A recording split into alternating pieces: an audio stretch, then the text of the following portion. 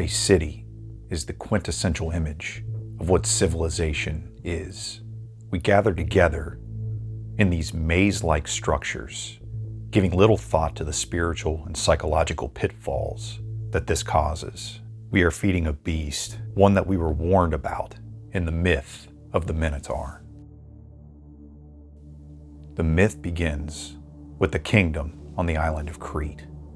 The king of Crete, Minos, required some type of sign and prayed to the gods for some kind of confirmation of his power, his right to rule. In answering his prayer, the gods sent a white calf. It was this beautiful, perfect animal that the gods asked that he sacrifice as part of this.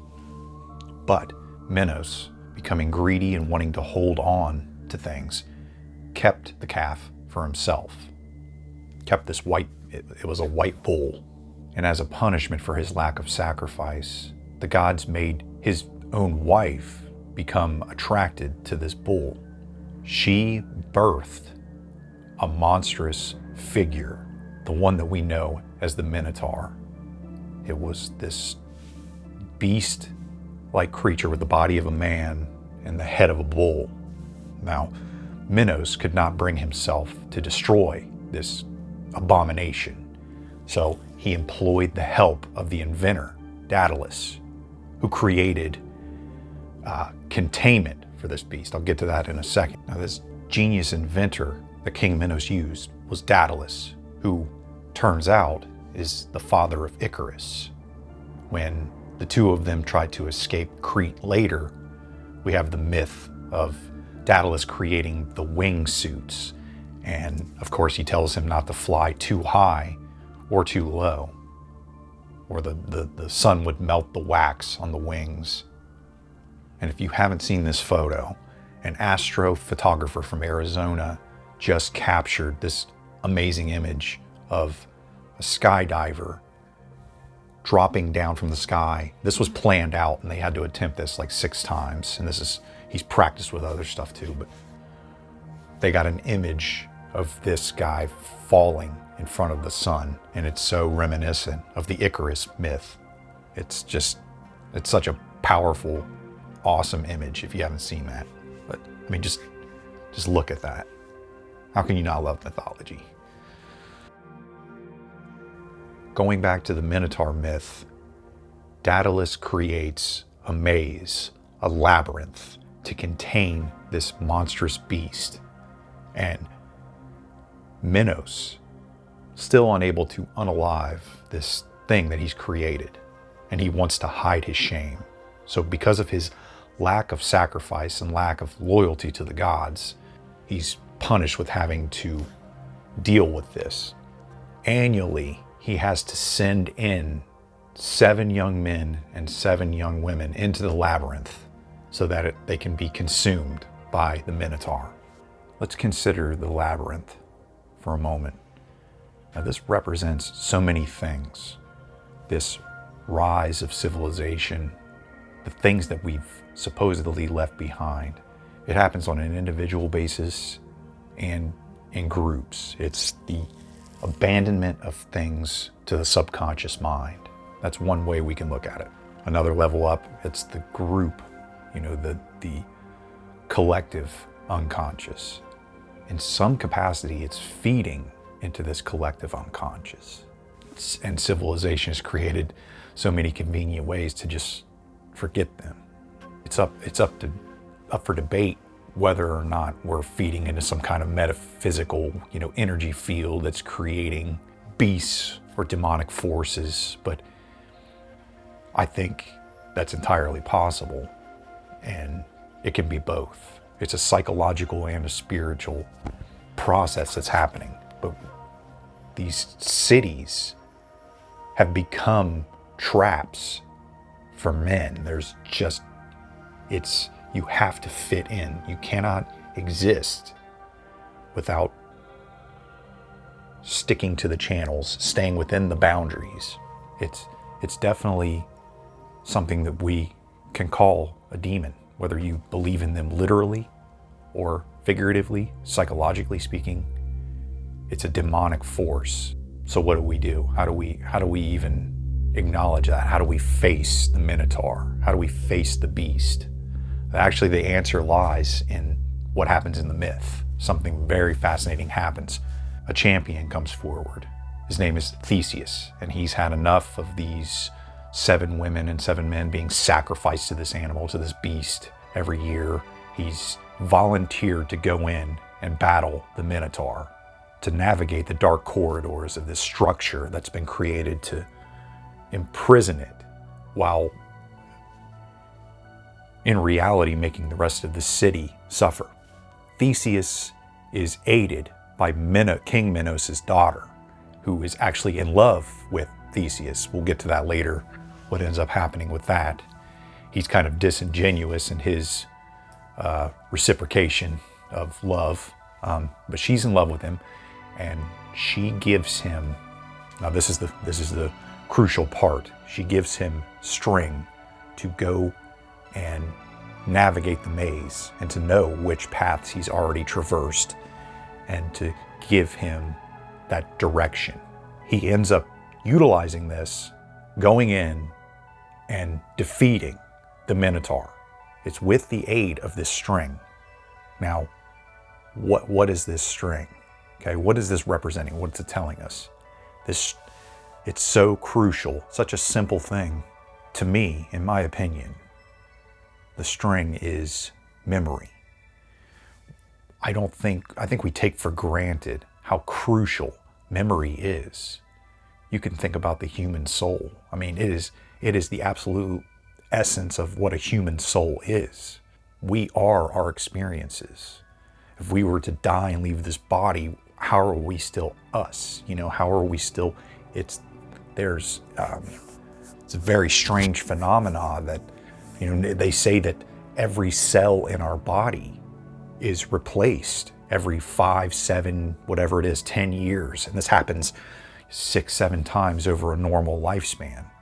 But the memory is still there. You retain your memories, even though, as far as they can tell, the brain matter that supposedly contains this memory is replaced, or could be. Now, they're still learning about this, but it's so strange that even if it isn't replaced, it's the only part that is not. And we retain our memories most. I think we take it for granted. But there's this idea of a non-local source of consciousness, that our minds are just the vehicle and the driver is on another plane of existence. This connects to a lot of ideas of spirit and soul, but it makes total sense that we have a God who preserves that, who truly values the experiences. This life is not nothing. These experiences are purposeful, intentional. They are designed for us to retain, even the terrible stuff, as hard as that is for people to take in. Our memories are preserved by a God who remembers everything and just allows the individual to be retained. An order that dangles over a gulf of chaos, but is not surrendered to it. And by all accounts, sacred texts, biblical sources, near-death experiences, etc., they all speak of an eternal mind continuing on. A mind that was always present and was a navigating force in our being. Past experiences informing our present mind, while the future sort of dangles before us, awaiting our awareness. To me, that's what the string represents. Memory orients us. Imagine not being able to tell what was the past and what was the future. You don't know where you are. You don't know where your origin is, where you begin and where you end. Now that's the way we linearly see time, but the string is the orientation. He took a wrong path. He could back up and see that was the wrong direction. And over time, and of course through trial and error, you find the correct path. and you confront the monster. And there are many other avenues, many other forms that this monster can take. And I'm kind of doing an overview, umbrella sort of representation of what this is, but a lot of people are saying that this beast that we've created is AI. What it is this was interesting to me. I was thinking about the QR code, how the QR code itself, the design looks like a labyrinth. And just thought that was just so crazy how this Minotaur myth just fits into so many facets of what we're talking about now. You know, these existential debates that we're having about existence and what role AI should play. And we've given convenience. We've given up a lot of our responsibility and it's the power of our mind too. You also have to think about this. A lot of the things that ChatGPT is doing is our minds are being atrophied because we're not doing the thinking. We're allowing ChatGPT to do the thinking for us.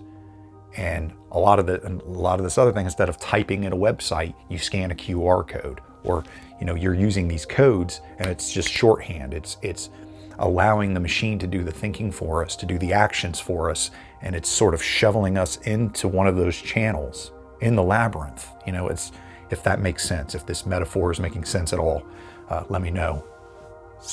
Shoot me a comment. It's almost as if we're like King Minos, making the wrong sacrifice. We're not putting in the work and sacrificing our time and effort to grow and to keep our minds sharp. They're being dulled, and we cannot see that our spirits and our minds are being atrophied just little by little, and we're being channeled into this structure, and it's a beast system.